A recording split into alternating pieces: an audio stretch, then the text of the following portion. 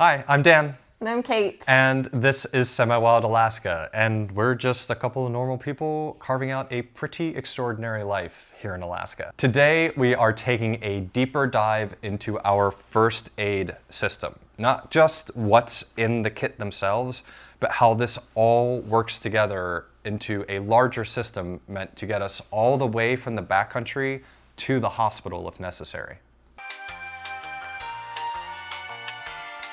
Let us paint a picture for you. Imagine you're out in the Alaskan backcountry on a hunting trip you've been planning for years.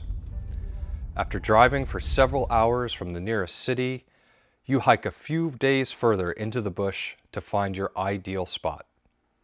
You've made sure you're well away from other camps, and you're certainly out of cell phone range.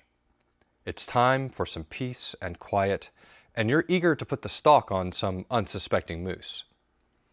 It's the first night, and you've set camp, and you're ready to cook dinner when, thoughtlessly, you spill boiling water and burn your foot. And it's a good burn. It blisters, and it hurts awful good, and you definitely need to take care of it. But what you didn't realize when you were packing is that your burn cream is out of date, or maybe you never had it at all. So what are you going to do? After all, you've purchased all this new hunting gear, you even swapped shifts at work in order to take PTO, and you've spent weeks packing everything you'll need for this trip. But being out in the backcountry is about being tough after all, and you've made a big effort to be here, so you don't want to leave feeling defeated. You think, well, if it gets worse, you can always use your satellite phone and call a plane in to get picked up. So you decide to stick it out for a few more days. But without proper care, the burn gets worse. And after a few days, it's infected, and the pain just isn't worth it anymore. You can hardly hobble around camp, let alone hunt a moose. So you decide to call the plane in. But when the pilot messages you back, he tells you that there's a weather system moving in, and you'll likely be stuck there for another 3 days before he can come and get you. And at this point, hiking out isn't an option. This isn't good. This isn't a rare or even unlikely scenario to happen in Alaska. And it doesn't even need to be that extreme to have dire consequences. Something as simple as your car breaking down on a remote stretch of highway or taking a fish hook where you don't want one when you're out on the river can easily escalate to have consequences we don't want. And now with a baby relying on us, those consequences feel much higher.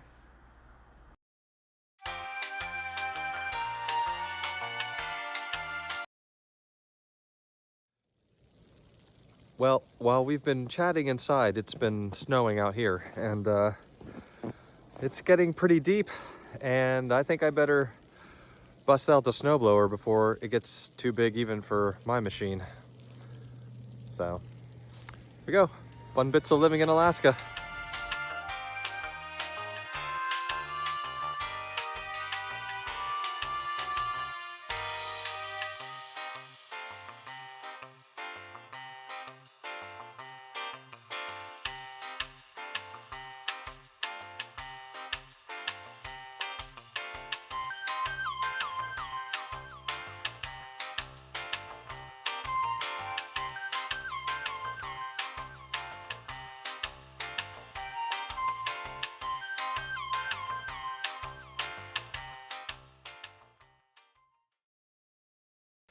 In the scenario we just discussed, our first line of defense is actually just making good decisions.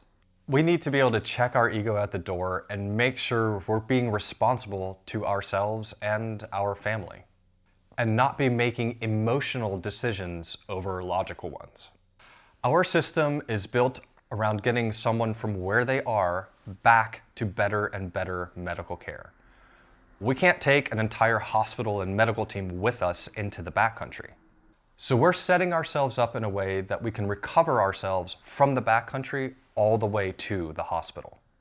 So we've broken down our first aid system into 3 levels. Each layer of this system gives us time and options.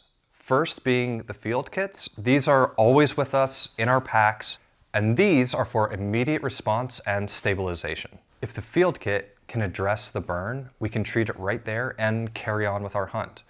But it can't address everything. That's where level 2 comes in.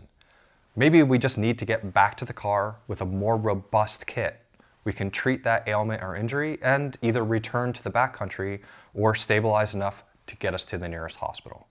The third level that is reserved for outside help is basically for calling in emergency response either to the backcountry or, if we can get to our car, to our vehicles by either helicopter or an ambulance.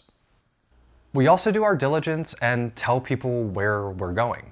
We let family and friends know exactly where we're going, how long we plan to be out, and with the Garmin InReach, even if we're out of cell phone range, we can check in with them daily so that they know that we're safe. And if for some reason we don't, we have a plan for them to contact emergency services if necessary. This is our field kit. These are our vehicle kits. This is our baby kit and our dog kit. The field kit has items including wound care, blister care, basic meds, tools, gloves, and emergency items including basic burn care, a staple gun, tourniquet, and splinting items. We don't obsess over brands, we just care about function. Our vehicle kit is larger. It has extra bandages, larger wraps, more meds, SAM splints, cold packs, heavier duty burn care, and backup supplies. This is where we stabilize and reassess the injury. Baby additions include infant meds, a thermometer, special bandages, diaper rash care, saline drops and nasal suction, and dosing tools.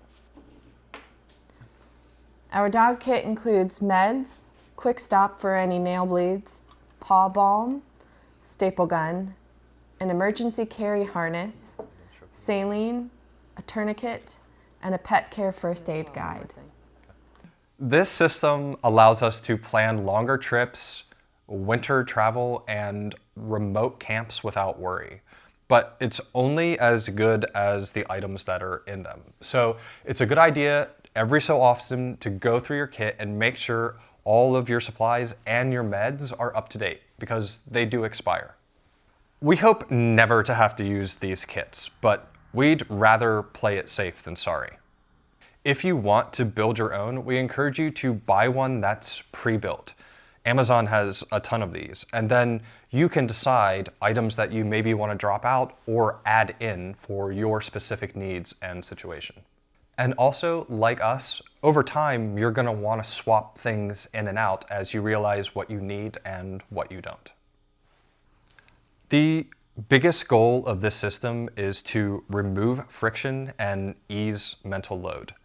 Knowing that these kits are prepared for anything we can reasonably address is a huge help.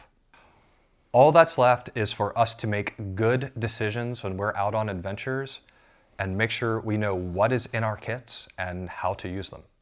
As a medical professional, I do recommend when you do put your kits together to pull items out that you're unsure of, look up videos on YouTube on how to use them, or take them out and practice on a friend or a partner so that when the time comes, you're not scrambling to figure out how to use the item. There are classes available too for backcountry first aid, and we would recommend taking those classes. The more comfortable you can be with these things, the more functional you'll be when an emergency happens. When thinking about it, medical first aid can feel intimidating. But honestly, with little research and planning, it's pretty approachable. So we want to know, what items have you found in your kits that are absolutely indispensable? Have you found some trick item that you think everyone should have? Have you ever had a reason to use your medical first aid kit? Let us know in the comments below, and stay tuned for more systems building.